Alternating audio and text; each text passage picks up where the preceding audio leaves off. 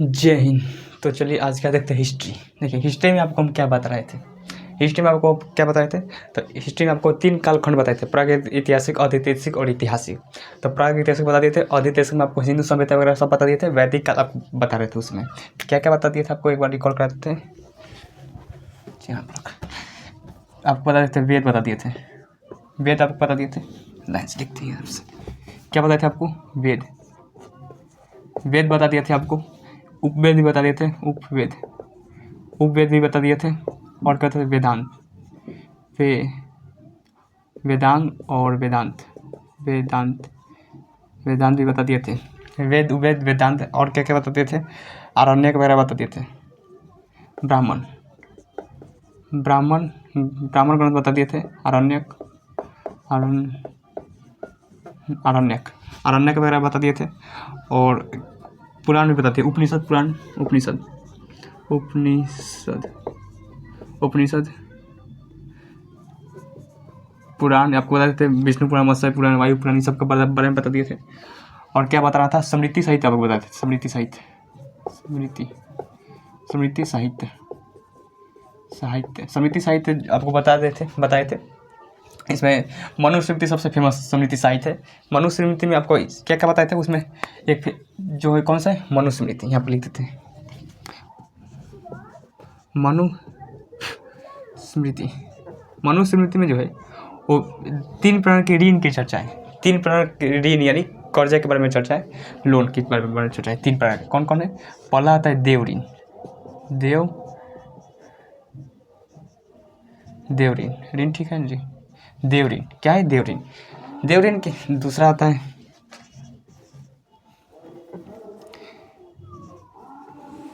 ऋषि ऋण, ऋषि ऋण, ऋषि ऋण। और तीसरा जो आता है वो पितृ, पितृ ऋण, पितृ ऋण, तीसरा होता है पितृ ऋण। तो 3 प्रकार के मनुस्मृति में 3 प्रकार के ऋण के बारे में चर्चा है। देखिए देव ऋण क्या होता है कि देव ऋण को चुकाया जा सकता है। देव ऋण यानी देवताओं के बारे में बात करता है। तो देव ऋण कब चुकाया जाता है, जब आप देवताओं को पूजा पाठ वगैरह करते हैं तो देव ऋण आपको चुका सकते हैं। तो कैसे, पूजा कर क्या कर सकते हैं, देव ऋण को आपको चुका सकते हैं। उसके बाद ऋषि ऋण, ऋषि ऋण क्या होता है कि ऋषि ऋण पहले क्या होते थे, जो शिक्षा देते थे। पहले अब गुरुकुल होता था, जो गुरुकुल होता, अरण्यक, अरण्यक मतलब जंगल में बैठकर जो शिक्षा वगैरह किताब वगैरह लिखे जाते थे। तो उसमें क्या क्या पता था, उसमें तो टीचर हुआ नहीं करते थे। तो उसमें क्या ऋषि लोग रहते थे, ऋषि मुनि जो रहते थे वही शिक्षा देने का काम करते थे। तो अगला हम लोग भी अगर शिक्षा देते हैं तो हम लोग भी क्या कर सकते हैं, ऋषि ऋण को चुका सकते हैं। तो ये कैसे चुकाया जा सकता है, शिक्षा देकर चुकाया जा सकता है। आया पितृऋण, पितृऋण ऋण भी चुका सकते हैं। देखिए कोई भी व्यक्ति देव ऋण, ऋषि ऋण चुकाए ना चुकाए, लेकिन पितृऋण जरूर चुकाता है। पितृऋण के मतलब पिता को कर्जा, कहते हैं पिता का कर्जा। तो पिता का कर्जा कैसे चुका सकते हैं, हम लोग अपने संतान को, कहते हैं संतान। अगर आपकी भी संतान होती है तो आपको पितृऋण होता है, पितृऋण पूरा हो जाता है। तो ये 3 प्रकार के ऋण के बारे में चर्चा है। एक और ऋण होता है जिसे कभी नहीं चुकाया जा सकता। बता लगा कितने लोग बता सकते हैं वो कौन सा ऋण है जिसे कभी नहीं चुका सकते, वो जो है वो मातृ ऋण, मातृ ऋण जो है वो कभी भी चुकाया नहीं जा सकता है। मातृ ऋण कभी भी चुकाया नहीं जा सकता है, माँ का कर्जा कभी भी नहीं चुक सकता है, समझ गए। बाकी हालांकि 3 ऋण के बारे में चर्चा है, किसमें, देव ऋण, ऋषि ऋण और पितृ ऋण। ये हो गया किसके बारे में, मनुस्मृति। अब आते हैं महाकाव्य। देखिए महाकाव्य कहते हैं किसे, बहुत ही बड़ी रचना को हम लोग क्या कहते हैं, महाकाव्य कहते हैं। महाकाव्य, इसको मिटा दें, इसको मिटाते हैं, चलो नहीं इसको मिटाई देते, इसको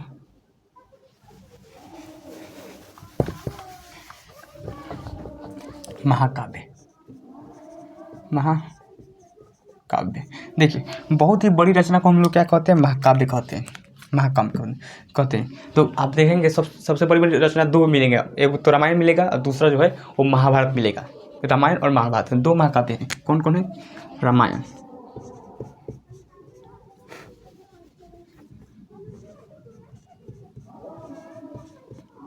रामायण, और दूसरा जो है महाभारत,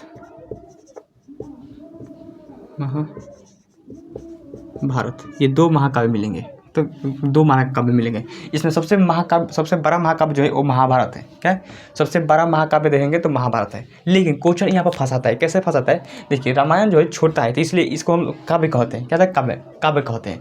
अगर क्वेश्चन पूछेगा कि बताइए सबसे बड़ा काव्य कौन सा है, तो रामायण हो जाएगा। सबसे बड़ा काव्य क्या हो जाएगा? रामायण हो जाएगा। लेकिन यही क्वेश्चन पूछेगा कि सबसे बड़ा महाकाव्य कौन सा है, तो महाकाव्य आ जाएगा भारत। कौन सा आ जाएगा? सॉरी, महाभारत आ जाएगा। क्या आ जाएगा? महाभारत। एक्चुअली रामायण में बहुत ही बड़ा है, इसलिए इसको महाकाव्य में भी जोड़ा जाता है। लेकिन अगर क्वेश्चन पूछा कि सबसे बड़ा काव्य, तो रामायण, और सबसे बड़ा महाकाव्य जो है वो महाभारत आ जाएगा। देखिए, रामायण का आपको किसने लिखा था आपको पता होगा। रामायण को लिखने का काम किसने किया था? महर्षि वाल्मीकि। किसने किया था? वाल्मीकि।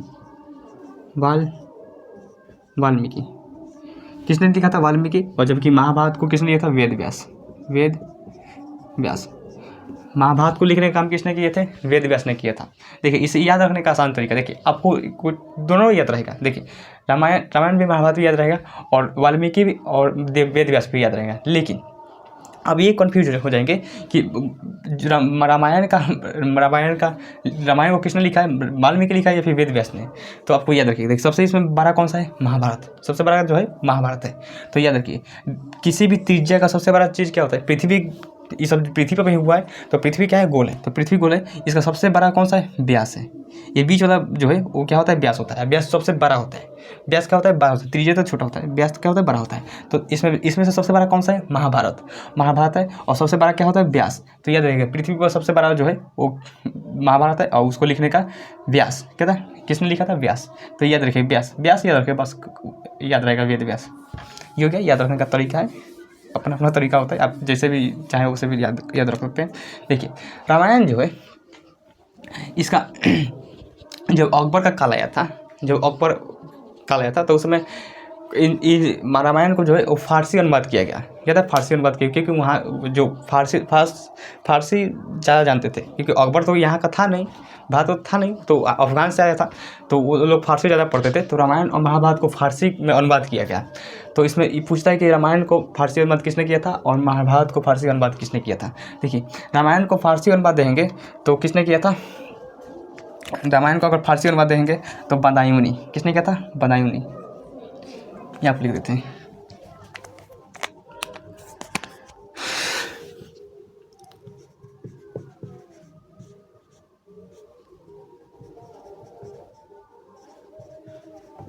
फारसी अनुवाद। तो रामायण को फारसी अनुवाद किसने किया था? तो बदायूनी।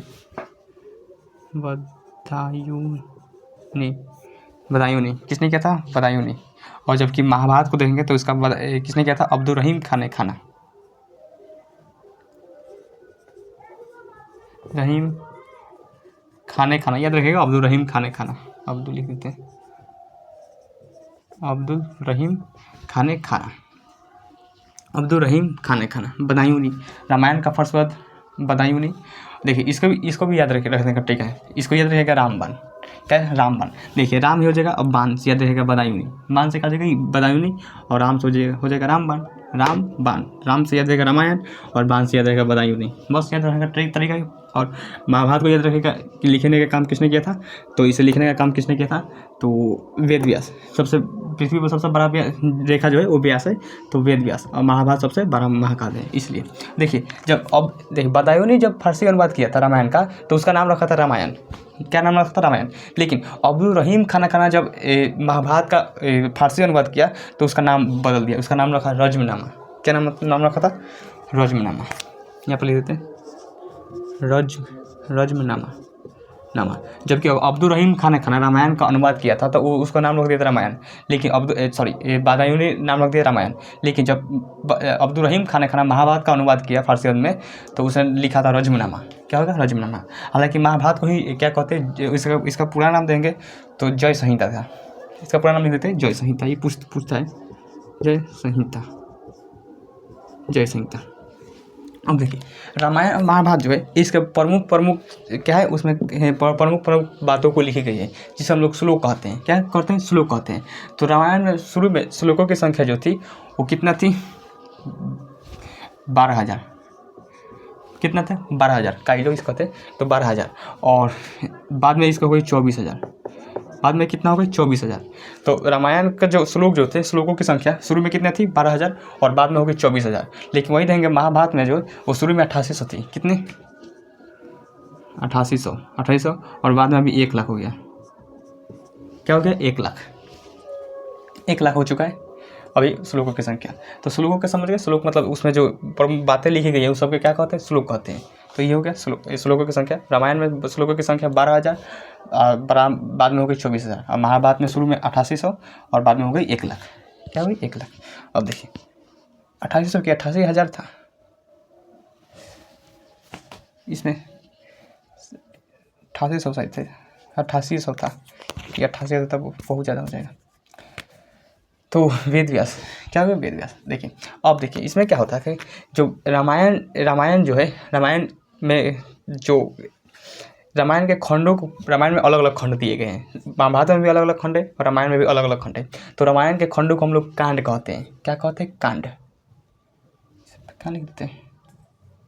रामायण के खंडों को क्या कहते हैं कांड, रामायण के खंडों को कहते हैं कांड, कांड कहते हैं। इसमें प्रमुख 7 कांड है। कितने कांड है 7 कांड है। रामायण में कितने कांड है 7 कांड है। जबकि महाभारत में देखेंगे तो महाभारत में कुल 18 कांड आपको मिलेगा। ये देखिए महाभारत के इसमें देखिए रामायण के खंडों को हम लोग कांड कहते हैं और महाभारत के खंडों को हम लोग पर्व कहते हैं। क्या कहते हैं पर्व कहते हैं। इसमें कुल 18 पर्व हैं। कितने पर्व है 18 पर्व हैं, 18 पर्व है। तो रामायण में कुल 7 कांड है। आप देखेंगे जैसे सबसे फेमस कांड जो सबसे सुंदर कांड सबसे जो महत्वपूर्ण कांड है वो सुंदर कांड है। कहते हैं सुंदर कांड। देखिए महाभारत में 7, रामायण में 7 कांड है। उसके अलग अलग जैसे बाल कांड हो गया, अयोध्या कांड हो गया, युद्ध कांड हो गया, श्रीलंका कांड, ये भी युद्ध कांड, बहुत सारे कांड, उत्तर कांड हो गया। देखिए 7 कांड के नाम तो नहीं लिखा है नाम। देखिए 7 कांड के नाम कहीं कहीं भूल जाएंगे मत। सबसे अब देखेंगे शुरू में बालकांड, दूसरा बालकांड के बाद आता है अयोध्या कांड, अयोध्या कांड। तीसरा आ जाता है आरण्यक कांड। उसके बाद किष्किंधा कांड।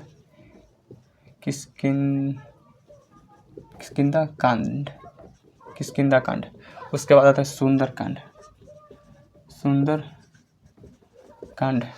के बाद आता है युद्ध कांड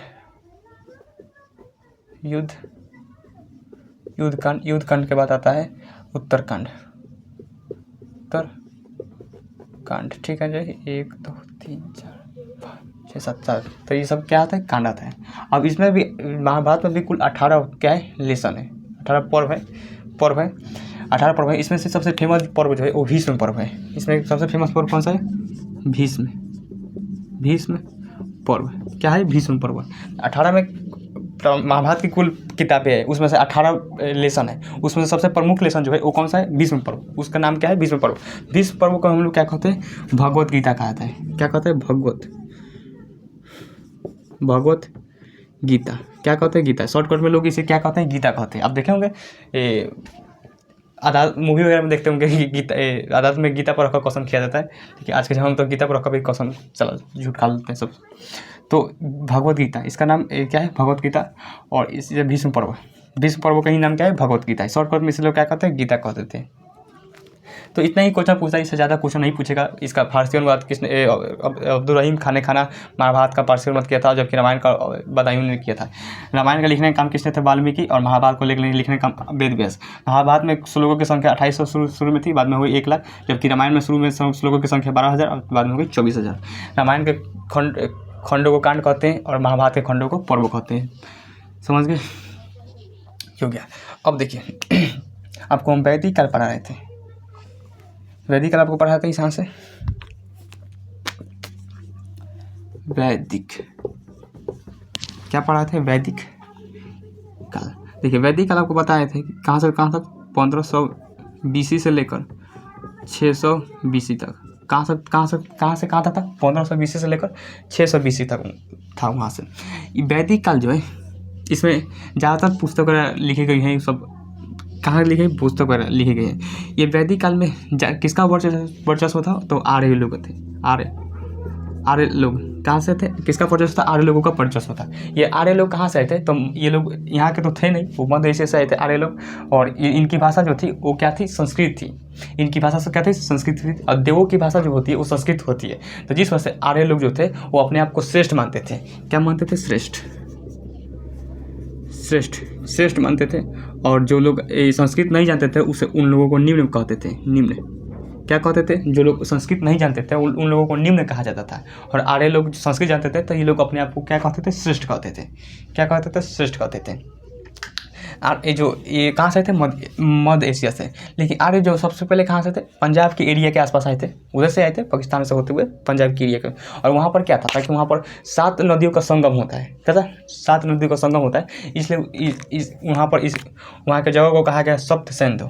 क्या कहा गया था, सप्त सिंधु। क्या कहा गया था, सप्त सिंधु। तो वहाँ के जगह को सप्त सिंधु कहा गया था। इनकी भाषा क्या थी, संस्कृत। भाषा क्या थी, संस्कृत। इनकी भाषा जो थी वो क्या थी, संस्कृत थी। ये इनका मुख्य रूप से जीवन व्यतीत करने का क्या था कि ये लोग ज़्यादातर गाय वगैरह पालते थे। क्या कहते थे, गाय वगैरह पालते थे। और इनकी प्रमुख जो है कृषि थी। इनकी व्यवसाय की जीवन रेखा क्या थी, कृषि थी। अब वहीं अगर सिंधु सभ्यता में रहेंगे तो सिंधु सभ्यता में क्या होता था कि गाय वगैरह तक खोज हुई थी, वहाँ पर एक सींग वाला जानवर था, आपको पता था, एक सींग वाला जानवर। और वहाँ पर जिंदगी व्यतीत करने के लिए व्यापार क्या चलता था, व्यापार चलता था। तो आपको पता था सिंधु सभ्यता में क्या था, व्यापार चलता था। अब देखिए, तो आर्य लोग जो थे वो भारत के लोग उतना ये संस्कृत जानते थे, लेकिन भारत के लोग उतना संस्कृत नहीं जानते थे। तो इसमें जो सबसे प्रमुख इन्होंने कहा कि हम लोग क्या कहते हैं, चलो सबको संस्कृत सिखाते हैं भारत में। तो भारत में जो थे संस्कृत सिखाने के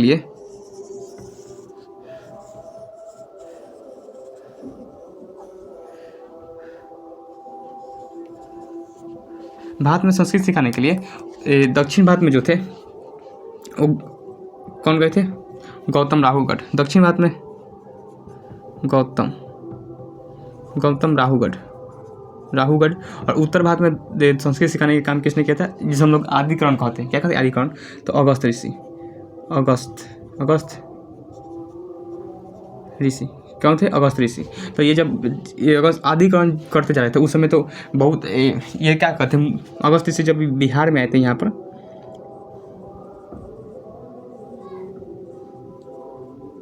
बिहार में जब आए थे तो यहाँ पर बिहार में जब आदिकरण कर रहे थे ये लोग, तो अगस्त ऋषि जो थे एक मुंह में जीभ पर एक ज्वाला जला रहे थे कि उन लोग उस समय पंडित लोग बहुत विद्वान थे। आज भी आप देखेंगे तो बनारस में जाएंगे तो एक से एक पांडा मिलेंगे, एक से एक खतरनाक विद्या गुण वाला। तो वो लोग अगस्त ऋषि जो थे वो ज्वाला चला लिए थे। तो वो लोग जा रहे थे तो यहाँ का पटना में सोनपुर के पास जो थे आके एक नदी, गंगा नदी मिल जाती है सोनपुर में आके। यहाँ से गंडक नदी आती है और सोनपुर में जाकर कहाँ मिल जाती है, गंगा नदी में मिल जाती है।